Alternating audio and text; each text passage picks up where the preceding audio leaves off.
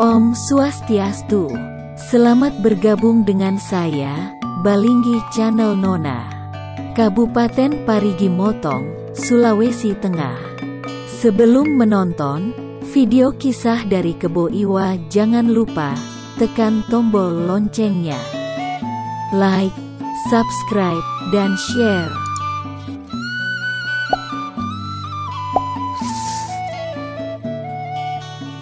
Pada zaman dahulu kala di desa Bedahulu, Bali, pada zaman dahulu hiduplah sepasang suami istri. Mereka kaya, hanya saja mereka belum mempunyai anak. Bagi penduduk Bali pada masa itu, manusia yang belum mempunyai keturunan adalah manusia yang sia-sia dalam hidupnya. Suatu hari mereka pergi ke pura desa. Mereka memohon kepada Yang Maha Kuasa agar diberi keturunan. Waktu pun berlalu. Sang istri mulai mengandung. Betapa bahagianya mereka. Beberapa bulan kemudian lahirlah seorang bayi laki-laki. Bayi tersebut hendak disusui oleh ibunya, namun jarinya terus menunjuk ke arah sebuah nasi kukus, bahwa nantinya anak ini akan menjadi tokoh besar. Sudah nampak tanda-tandanya sejak dini. Bayi itu menangis merengek seolah meminta sesuatu. Sang ibu kasihan mendengar rengekan sang bayi. Ibu kemudian mengambil nasi kukus tersebut dan mencoba untuk memberikannya pada bayi. Ibu bergumam dalam hatinya, apakah anak ini ingin merasakan nasi kukusan ini? Umurnya belum cukup untuk makan nasi. Tak dinyana ternyata bayi tersebut memakan nasi kukus tersebut dengan lahapnya. Ibu bayi tersebut menampakkan keterkejutan yang sangat. Ketika baru lahir, anak tersebut sudah bisa untuk memakan nasi. Sang ibu berkata, "Astaga, kau telah berikan anak yang luar biasa, Yang Widi." Ternyata yang lahir bukanlah bayi biasa. Ketika masih bayi pun ia sudah bisa makan makanan orang dewasa. Setiap hari anak itu makan makin banyak dan semakin banyak. Anak itu tumbuh menjadi orang dewasa yang tinggi besar. Karena itu ia dipanggil dengan nama Kebo Iwa, yang artinya paman kerbau. Kebo Iwa makan dan makan terus dengan rakus. Lama-lama habislah harta orang tuanya untuk memenuhi selera makannya. Mereka pun tak sanggup untuk memberi makan anaknya. Dengan berat hati mereka meminta bantuan warga desa. Sejak itulah segala kebutuhan makan Kebo Iwa ditanggung oleh desa. Penduduk desa kemudian membangun rumah yang sangat besar untuk Kebo Iwa. Mereka pun memasak makanan yang sangat banyak untuknya. Tapi lama-lama penduduk merasa tak sanggup untuk menyediakan makanan. Kemudian mereka meminta Kebo Iwa untuk memasak sendiri. Mereka cuma menyediakan bahan mentahnya. Bahan-bahan pangan tersebut diolah oleh Kebo Iwa di Pantai Payan, yang bersebelahan dengan Pantai Soke. Danau Bratan merupakan tempat di mana Kebo Iwa biasanya membersihkan walaupun jaraknya cukup jauh, namun dengan tubuh besarnya, jarak tidak menjadi masalah baginya. Dia bisa mencapai setiap tempat yang diinginkannya di wilayah Bali dengan waktu singkat. Kebo Iwa memang serba besar, jangkauan kakinya sangat lebar, sehingga ia dapat bepergian dengan cepat. Kalau ia ingin minum, Kebo Iwa tinggal menusukkan telunjuknya ke tanah, sehingga terjadilah sumur kecil yang mengeluarkan air. Walaupun terlahir dengan tubuh besar, namun Kebo Iwa adalah seorang pemuda dengan hati yang lurus. Suatu ketika dalam perjalanannya pulang dari Danau Bratan, tampak segerombolan orang dewasa yang tidak berhati lurus. Dari kejauhan, para warga desa merasa sangat cemas. Tampak seorang dari mereka tersita perhatiannya pada seorang gadis cantik. Laki-laki itu menggoda gadis ini dengan kasar. Gadis ini menjadi takut dan enggan berbicara. Laki-laki itu semakin bernafsu dan tangan-tangannya mulai melakukan tindakan yang tidak senonoh. Tiba-tiba Kebo Iwa muncul di belakang gerombolan tersebut. Mencengkram tangan salah satu dari mereka, nampak kegeraman terpancar dari wajahnya. Laki-laki itu menjerit kesakitan. Gerombolan itu sangat terkejut melihat Kebo Iwa yang begitu besar. Ketakutan nampak dari raut muka gerombolan tersebut. Gerombolan ini kemudian lari tunggang-langgang. Demikianlah Kebo Iwa membalas jasa baik para warga desanya dengan menjaga keamanan di mana dia tinggal. Tubuh yang besar sebagai karunia dari Sang Yang Widi dimanfaatkan dengan sangat baik dan benar oleh Kebo Iwa. Pada abad ke-11 Masehi, sebuah karya pahat yang sangat megah dan indah dibuat di dinding Gunung Kawi tampak siring. Kebo Iwa yang memahat dinding gunung dengan indahnya hanya dengan menggunakan kuku dari jari tangannya saja. Karya pahat tersebut dibuat hanya dalam waktu semalam suntuk menggunakan kuku dari jari tangan Kebo Iwo. Pahatan tersebut diperuntukkan memberikan penghormatan kepada Raja Udayana, Raja Anak Wungsu, Permaisuri, dan Perdana Menteri Raja yang disemayamkan di sana. Raja Anak Wungsu adalah raja yang berhasil mempersatukan Bali. Salah satu hal yang paling istimewa dari Kebo Iwo adalah kemampuannya untuk membuat sumur mata air. Kebo Iwo dengan segenap kekuatan menusukkan jari tangannya ke dalam tanah. Dengan kekuatan jari tangannya yang dahsyat, dia mampu mengadakan sebuah sumur mata air hanya dengan menusukkan jari telunjuknya ke dalam tanah. Beragam kemampuan yang luar biasa tersebut menyebabkan timbulnya daya tarik tersendiri dari pribadi seorang Kebo Iwo. Dan kekuatan luar biasa itu menyebabkan seorang raja yang berkuasa, keturunan terakhir dari dinasti Warmadewa bernama Sri Astasura Bumi Banten menginginkan Kebo Iwo untuk menjadi salah satu patihnya di wilayah Belah Batuh yang juga dikenal dengan sebutan Raja Bedahulu. Bedahulu yang diartikan sebagai kekuatan yang berbeda.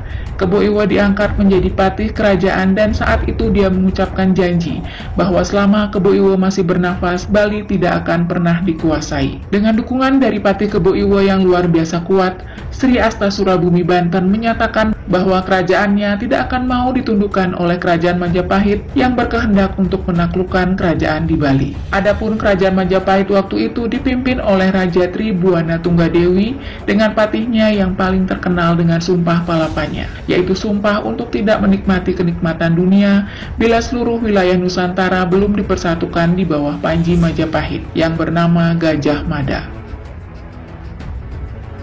Karena kehebatannya, Kebo Iwo dapat menahan serbuan pasukan Majapahit yang hendak menaklukkan Bali. Semua kapal-kapal perang Majapahit ditenggelamkan selagi berada di Selat Bali. Mahapatih Majapahit pun mengatur siasat. Dalam siasat yang diatur, Gajah Mada memberikan pujian kepada Baginda Sri Astasura Bumi Banten dan patih Kebo Iwo tanpa menimbulkan kecurigaan. Lantas Raja Majapahit membujuk patih Kebo Iwo untuk melakukan perjalanan ke Majapahit guna menikahi wanita terhormat Nanjelita, pilihan raja yang berasal dari Lemah Tulis. Menanggapi tawaran dari Majapahit, patih Kebo Iwo yang setia terhadap rajanya memohon petunjuk dan persetujuan dari Baginda Sri Astasura Bumi Banten. Sang raja menyetujuinya tanpa rasa curiga. Sebelum pergi ke Majapahit, patih Kebo Iwo terlebih dahulu melakukan upacara keagamaan di Pura Uluwatu untuk meminta kekuatan dari Sang Hyang Rudra Dewa Siwa. Dan Sang Hyang Rudra memenuhi permintaan Kebo Iwo, mengakibatkan meningkatnya kekuatan dan kesaktian menjadi sangat luar biasa. Kedatangan patih Kebo Iwo ke tanah Majapahit menyebabkan para tentara, baik yang belum pernah melihatnya maupun yang pernah takluk atas kekuatannya, menjadi terperangah, kagum, bercampur rasa ngeri dan waspada. Tentara Majapahit menampakkan ekspresi terkejut dan cemas. Arah pandang mereka terpusat ke satu tujuan yang sama. Beberapa di antara mereka nampak sedang berbisik pelan dengan teman yang berada di sebelahnya. Lihatlah ukuran tubuhnya, luar biasa, mengerikan. Patih Gajah Mada menyambut kedatangan patih Kebo Iwo. Salam patih yang tangguh, selamat datang di kerajaan Majapahit. Kebo Iwo yang menimpali salam dari patih Gajah Mada. Terima kasih patih, kiranya Anda bersedia untuk langsung menjelaskan maksud dari Baginda Tribuana Tunggadewi yang meminta saya untuk datang ke Majapahit. Seperti yang telah dikabarkan sebelumnya patih Kebo Iwo, Baginda Raja mengharapkan kedatangan patih guna menjalin suatu tali persahabatan dengan kerajaan Bedahulu di Bali, dan juga berharap agar patih bersedia menemui wanita terhormat pilihan Baginda yang dirasa pantas untuk mendampingi seorang patih yang tangguh seperti Anda. Gajah Mada menarik nafas panjang, kemudian melanjutkan kata-katanya. Akan tetapi sebelumnya, akan sangat berarti apabila patih kerajaan Kebo Iwo berkenan membuat sumur air di sana yang nantinya akan dipersembahkan untuk wanita calon pendamping Anda. Lebih lagi, sumur itu nantinya juga akan dimanfaatkan oleh rakyat kerajaan Majapahit yang saat ini sedang kekurangan air. Kiranya patih berkenan mengabulkan permohonan ini. Patih Kebo Iwo memiliki jiwa besar dan lurus hatinya. Akhirnya dia pun meluluskan permintaan itu. Nampak patih Kebo Iwo sedang mempertimbangkan dan kemudian memutuskan untuk memenuhi permintaan tersebut. Kebo Iwo berpikir sejenak dan kemudian dia berkata, "Baiklah, Biarlah kekuatanku ini kupergunakan untuk sesuatu yang menghadirkan berkat bagi banyak orang. Tanpa banyak cakap lagi, Patih Kebo Iwo segera melakukan aktivitasnya untuk menciptakan sebuah sumur air. Sebelum memulai pekerjaannya, tidak lupa Patih Kebo Iwo meminta petunjuk Sang Hyang Widi. Kebo Iwo yang dalam sujudnya berdoa, "Ya Yang Kuasa, segala yang akan saya lakukan semoga menggambarkan kebesaran namamu." Kebo Iwo mulai menggali sumur di tempat yang telah ditunjuk. Dalam waktu yang cukup singkat, sumur telah tergali cukup dalam, namun belum ada air yang keluar. Di atas lubang sumur yang digali oleh Patih Kebo Iwo, para prajurit Majapahit terlihat berkerumun. Namun mereka memusatkan perhatian pada Patih Gajah Mada, seakan mereka menantikan sesuatu perintah. Tiba-tiba Gajah Mada berteriak, "Timbun dia dengan batu!" Seketika itu juga para prajurit menimbun kembali lubang sumur yang sedang dibuat, dengan Patih Kebo Iwo berada di dalamnya. Para prajurit menimbun lubang sumur dengan batu hasil galian itu sendiri. Nampak Kebo Iwo sangat terkejut dan berusaha menahan jatuhnya batu. Dalam waktu yang singkat, lubang sumur itu pun tertutup rapat, mengubur seorang pahlawan besar di dalamnya. Patih Gajah Mada sedang berbicara kepada prajuritnya. Sungguh amat disayangkan, seorang pahlawan besar seperti dia harus mengalami ini. Namun hal ini terpaksa harus dilakukan, agar Nusantara ini dapat dipersatukan. Dengan ini, kerajaan Bali akan menjadi bagian dari Majapahit.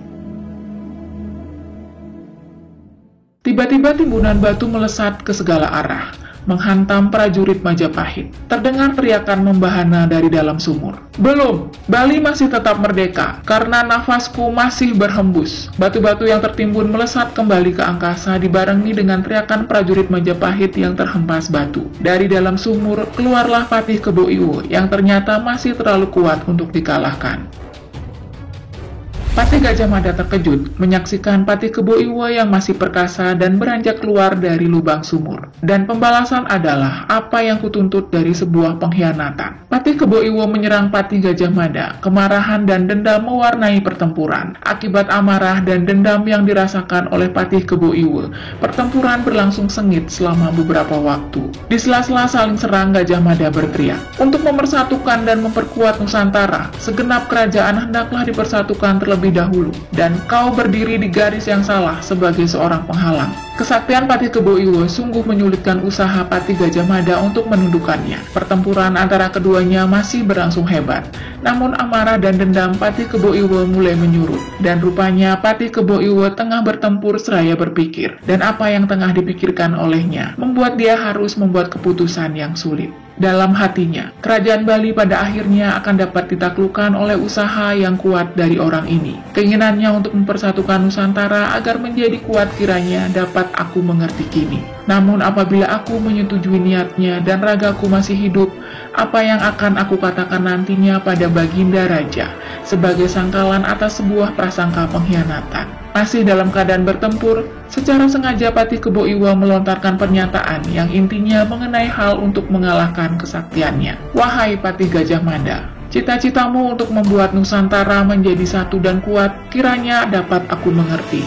Namun selama ragaku tetap hidup sebagai abdi rajaku, aku akan menjadi penghalangmu. Maka taklukkan aku, hilangkan kesaktianku dengan menyiramkan bubuk kapur ke tubuhku." Pernyataan Patih Kebo Iwo rupanya membuat terkesiap Patih Gajah Mada. Patih Gajah Mada menunjukkan reaksi keheranan yang amat sangat atas perkataan Patih Kebo Iwo. Gajah Mada yang mengerti atas keinginan Kebo Iwo nampak menghantamkan jurusnya ke batu kapur. Batu itu pun luluh lantak menjadi serpihan bubuk. Patih Gajah Mada menyapukan bubuk tersebut ke arah Patih Kebo Iwo dengan ilmunya. Bubuk kapur menyelimuti tubuh sang patih. Nampak Patih Kebo Iwo sesak nafas oleh karena bubuk kapur tersebut. Kiranya bubuk kapur tersebut membuat olah pernapasan Patih Kebo Iwo menjadi terganggu. Hal tersebut mengakibatkan kesaktian tubuh Patih Kebo Iwo menjadi lenyap. Patih Gajah Mada melesat ke arah Patih Kebo Iwo, menusukkan kerisnya ke tubuh Kebo Iwo. Dan sebelum kepergiannya dengan sisa tenaga yang ada pada Patih Kebo Iwo, Patih Kebo Iwo mengutarakan apa yang ingin dikatakan untuk terakhir kali. Kiranya kematianku tidak sia-sia adanya. Biarlah Nusantara yang kuat bersatu, hasil yang pantas atas harga hidupku. Patih Gajah Mada dengan raut muka sedih memberikan jawaban atas perkataan Patih Kebo Iwo.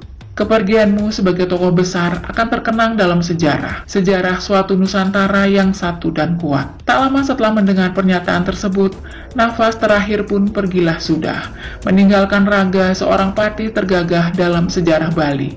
Dan Pertiwi pun meredup melepas kepergian salah satu putra terbaiknya. Putra terbaik yang pernah dilahirkan di tanah Bali dengan segala kemurahan hatinya. Dengan meninggalnya Kebo Iwe, Bali pun dapat ditaklukkan Majapahit. Berakhirlah pula riwayat orang besar yang berjasa pada Pulau Bali pada zamannya.